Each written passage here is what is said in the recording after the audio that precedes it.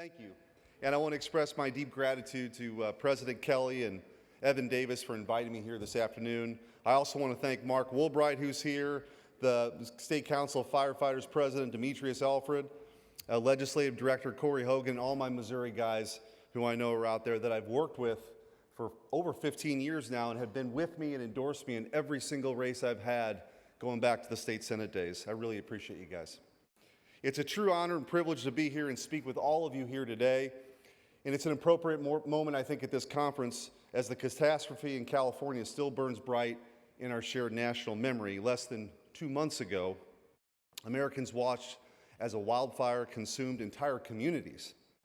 If you showed pictures or images to someone from a different time and place, they might think that that wildfire was unstoppable, something that no normal man could overcome. But our firefighters in this country are not normal men and women. Hour by hour, block by block, they beat back the blaze. For even some of the bravest and most capable among us, it seemed almost like a superhuman challenge. For our heroes in red, though, this was just another day on the job. The virtues displayed by the heroes of the California wildfire, and now, of course, we've got things happening in South Carolina, are with each and every one of you here today and beyond. They're the hallmark of America's firefighting force and have been for centuries, dating back before we were even a country, before our founding. From the first Union Fire Company established by Benjamin Franklin himself in Philadelphia in 1736 to today, you've kept us safe, allowing us to enjoy the American way of life, and for that, we owe you an eternal debt of gratitude.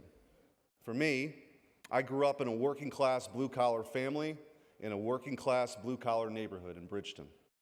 My grandfather was an infantryman in World War II and returned from the war with little more than an 8th grade education and some money he won playing craps on the Queen Elizabeth on the way home. True story. He started as a butcher and had a butcher shop. He raised a family there. My dad and his brothers and sister all worked there growing up. When I was growing up, I watched my dad work 7 days a week in the midnight shift to provide for his family and give me and my sisters every opportunity to succeed. Partly why I got into public office was to fight for people like the ones I grew up with. And there are millions of them. Hardworking, decent, patriotic Americans who live in towns and neighborhoods across this country who just want a better life for themselves and their families. These are the folks, the beating heart of our country, that we fight for, even if a lot of people in Washington don't always understand that. After elections, the elites and media types venture out into the countryside and try to figure out what happened in real America. They treat it like a petting zoo. But what they'll never understand, that we know, is that faith and family, the dignity of work, our community, patriotism, in our American way of life, putting America and Americans first in everything that we do, these are the values of the American working class. These are the values that help shape you and shape me and made this country the greatest country in the history of the world. Another core value of this country is free speech. Protecting the First Amendment and protecting free speech should bring us all together. And when I was Attorney General, I fought like hell for the First Amendment and people's right to speak their minds. And I'm going to continue to do that in the Senate. The fact is, everybody, no matter who you are, should be able to speak their mind in America, even if you agree or disagree. Unfortunately, though, our first responders have been fired or suspended for simply weighing in at a city council meeting or writing letters to the editor to their local newspapers, or being politically active off duty. That's wrong, and that's got to change.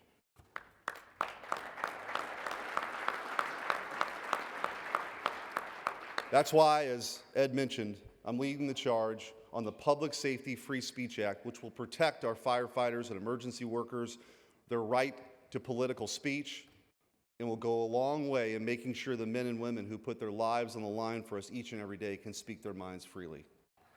This is just the newest of many fights for me in defending and standing up for firefighters and first responders. From my earliest days in the Missouri Senate, I was the sponsor of Missouri's Political Freedom Act, which protected the free speech rights of our state's firefighters and first responders. I passed legislation proudly allowing firefighters to collect disability and other benefits if they contracted an infectious disease. Also passed a bill lifting the residency requirements for St. Louis City firefighters and first responders so they could live wherever the hell they wanted to live, just like everybody else. I passed the Line of Duty Compensation Act, ensuring that when firefighters and first responders tragically lose their lives, their families are provided for. Now, in the U.S. Senate, I'm proud to work with all of you as we supported the Social Security Fairness Act last Congress and made sure that those benefits that you earned were available. Because when it comes to standing up for firefighters who rush into harm's way, I will always stand on the side of our men and women who wear that uniform, who rush into the blaze when people are fleeing, that you get the benefits that you've worked your tail off for. Also supported the Railway Safety Act, in no small part because it provided for protections for firefighters by requiring railroads to share real-time information about hazardous material shipments with first responders. Supported other bills, like if you kill a cop or a firefighter, the death penalty should apply.